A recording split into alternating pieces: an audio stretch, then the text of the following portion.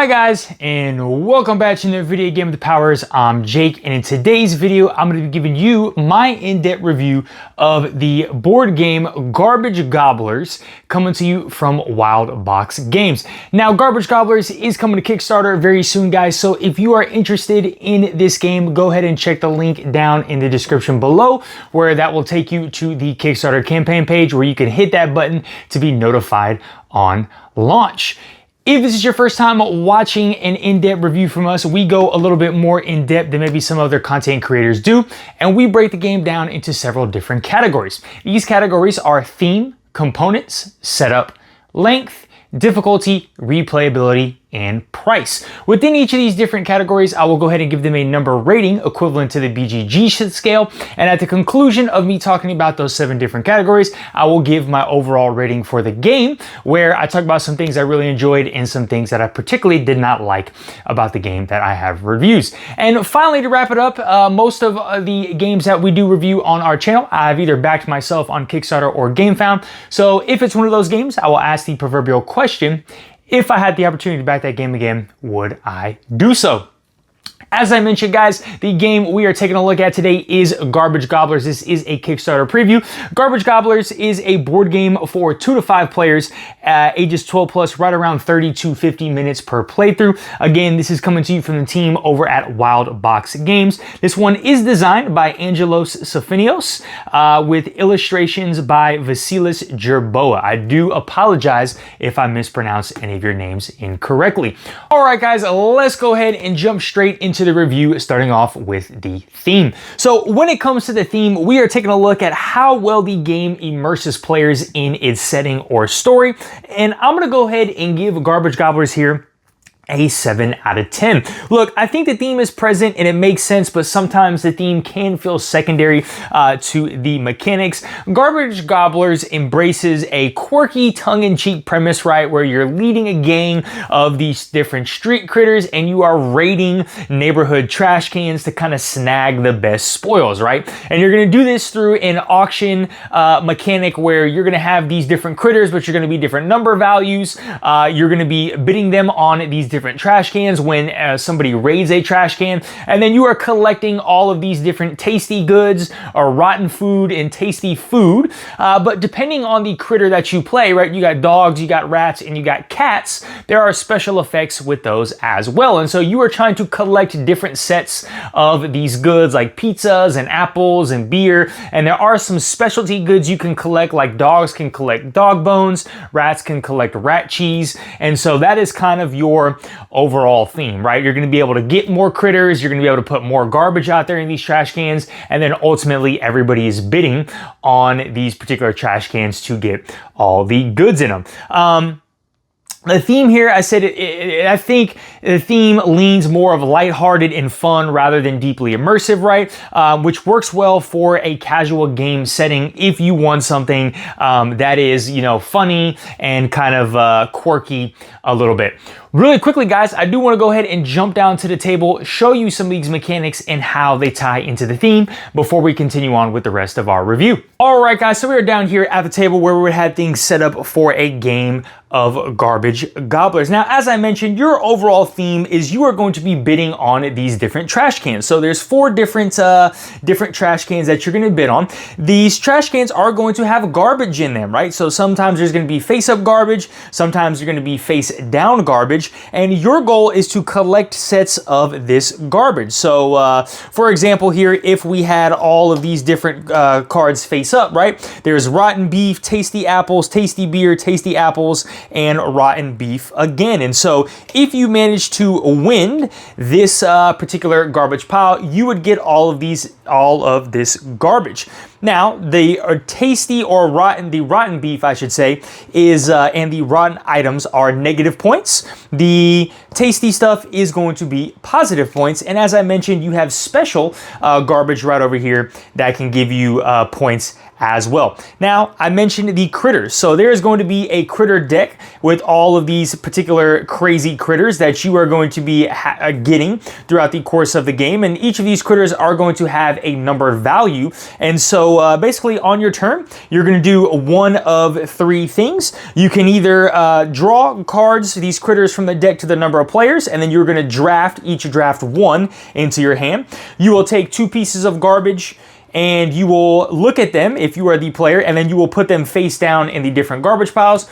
Or you can start a raid on a trash can like this, where everybody's going to go around and auction using these critters to win the garbage that is then set pile. And you guys are going to do this until you get through all of this garbage deck, and these trash bags come out, which will essentially lock all of these, lock you from adding any more garbage into these particular trash cans. So those are kind of the overall mechanics of the game. You're going to use these crazy gang of critters to get this trash. And as I mentioned, depending on if you use a rat, a cat, or a dog in your auction style to win that trash can, they're going to have certain effects as well. Dog, you have to put a tasty food back. The cat allows you to put a rotten food back, and the rat allows you to convert a rotten food into a tasty food. So that is the overall mechanics here, kind of the overall theme of this game. As I mentioned, this one's going to be a 7 out of 10.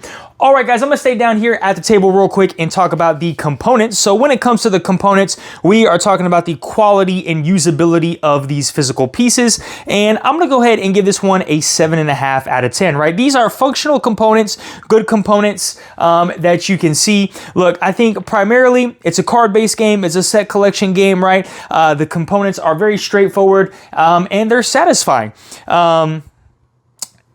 The artwork here is what's going to draw you to the game, right? It's funny, it's humorous, it's simplistic, and that's what kind of makes this one visually appealing in regards to the components. Everything is super easy and clear and distinct. You can see the numbers, even though they kind of have like this kind of crazy rigid font to them, but I think the numbers are still visible. The lettering is very visible. There is no trouble trying to see what numbers, letters are. So I think they've done a great job here with this. And then you flip these trash cans over, it has that raid like that. You know, this gives me visually a Teenage Mutant Ninja Turtles, like Cowabunga-esque vibe when I'm looking at this one. But look, I think they did a good job here with the components. The components here are good in terms of usability and the functionality of what they're trying to do for this specific game. So when it comes to the components, 7.5 out of 10.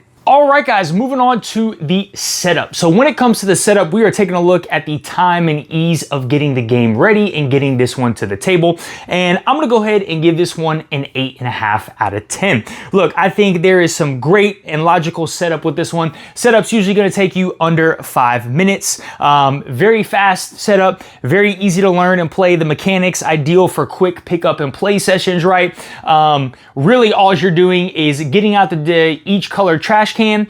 You just set it up, you put the trash cans out, shuffle the deck of garbage cards, you're putting 2 pieces of garbage face up in front of each trash can, and then you are dealing out cards to each player. Now, there are also some collection cards, like objective cards that you can deal out as well. And then once you have all that, you guys are set up and ready to go. So not a whole lot of complexity here. I think they've done a great job with the setup and ease of play or ease of getting this one to the table. So 8.5 out of 10. All right, guys, let's go ahead and move on to the length. So when it comes to the length, we are taking a look at how well the game length fits the overall experience, not necessarily taking a look at the total time, but what is the pacing here and overall satisfaction. So I'm gonna give this one a 6.5 out of 10. There is some noticeable pacing issues when it comes to Garbage Gobblers in the fact that the game can drag on. I think the biggest way that this game drags on is there is only one end game condition, and it is tied to you drawing cards from that garbage deck. So you have this deck of garbage cards that you are trying to get to the bottom of. Well, I've found that, 7 or 8 times out of 10, when people are playing this card, they're going to want to stack their hand as much as possible. And so having an action tied specifically to the end game mechanic, I think is what really makes this drag on, because it's like, okay, do I want to add garbage and progress the game, or do I want to try and get more critters into my hand? And as I mentioned, majority of the time people are going to want to kind of stack their hand and get a bunch of these critters as possible. And so with that end game condition being tied solely to that garbage deck,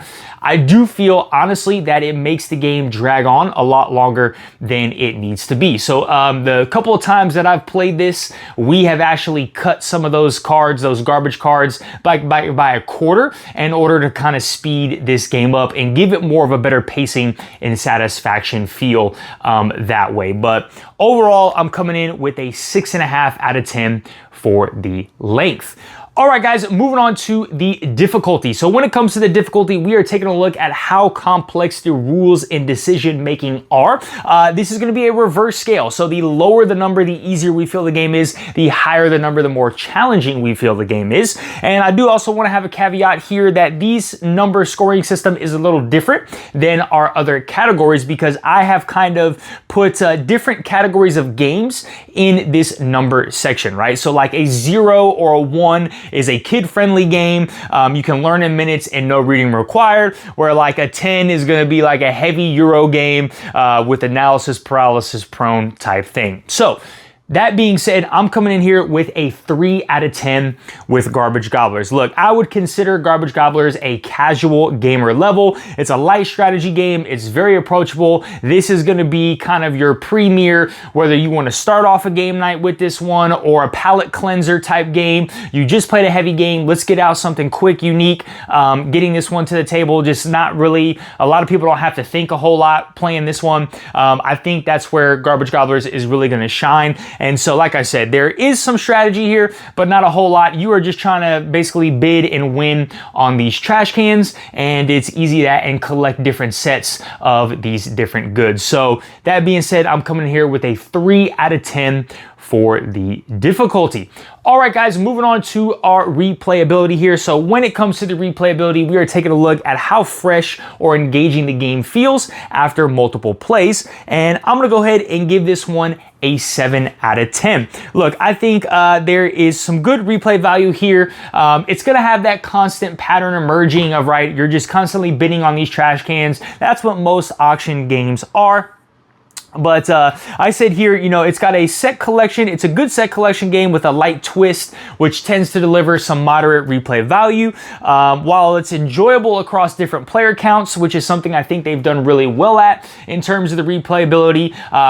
Most auction games I've come across don't really work well at 2 players because you're just trying to outbid the other player. I think they've done some really good things here at lower player counts to make it work. The variation, of course, is going to be limited because there's only a finite amount of tasty goods. Like, I think there's only beer, apples, pizza, and beef are the only goods that you're kind of bidding on. So you're going to kind of see the same stuff over and over and over again, but all in the same look. I think it's a 7 out of 10. I think it's got good replayability here. I think you're gonna have a lot of fun with this one, just auctioning and bidding and trying to get all these goods. And I love that. I think what helps with the replayability is the surprise factor of these some of the garbage cards being face down, so you really don't know what you're gonna get, but some of the other players around the table might know what that specific garbage is. So when it comes to replayability, 7 out of 10.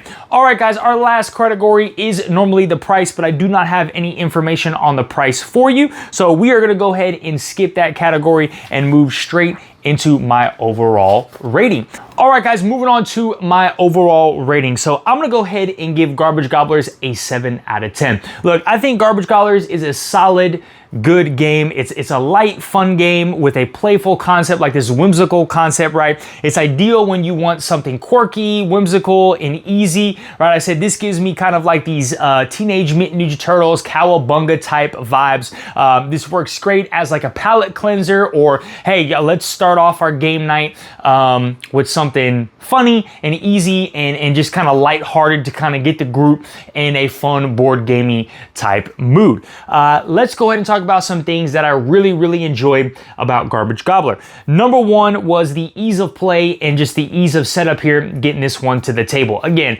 Garbage Gobblers is very approachable. It's very easy to get to the table, very easy to set up, and very easy to teach once you get the hang of it. Again, the overall premise is you are just using, you're going to be auctioning most of the time with these cards in your hand.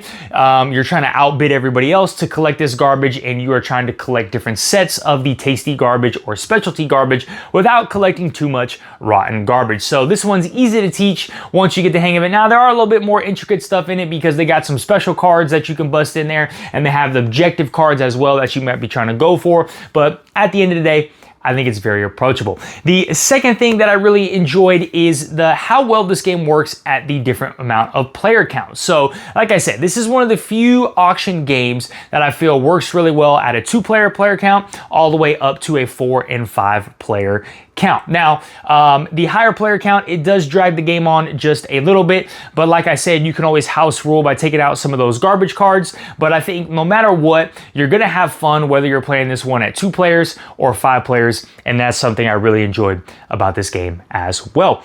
All right, guys, let's talk about some things that I particularly did not like. And there was only one thing I particularly did not like about Garbage Gobblers, and that was just kind of the overall length and pacing of this game.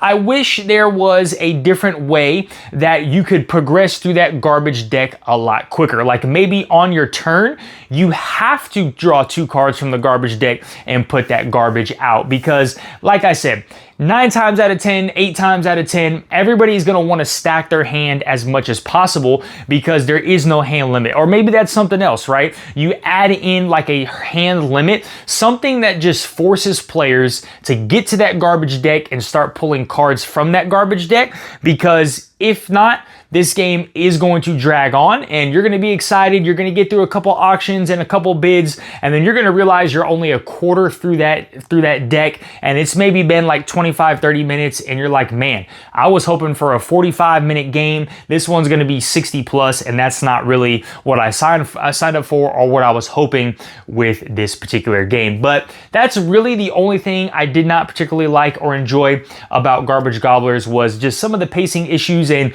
we did house rule some of these things a little bit and gave us a much more enjoyable experience. But all in all, guys, look, 7 out of 10 here. I think Garbage Gobblers is a good, solid auction set collection style game when you want a palate cleanser, when you want to start off a game night. So if you guys are interested in this one, again, check that link down in the description below. That will take you to the Kickstarter campaign page where you can hit that button and be notified when this one launches. All right, guys, well, look, that is my review today. If you enjoyed this content, smash that like button, hit that notification bell, drop down in the comments below. What are your thoughts and opinions on Garbage Gobblers? Do you think this is right for you and your game brew? Do you like the art style at all? Is that appealing to you? And last but not least, guys, if you are not subscribed to our channel, please go ahead and subscribe so we can keep bringing some more awesome content to you. All right, guys, y'all have a great one. Bye.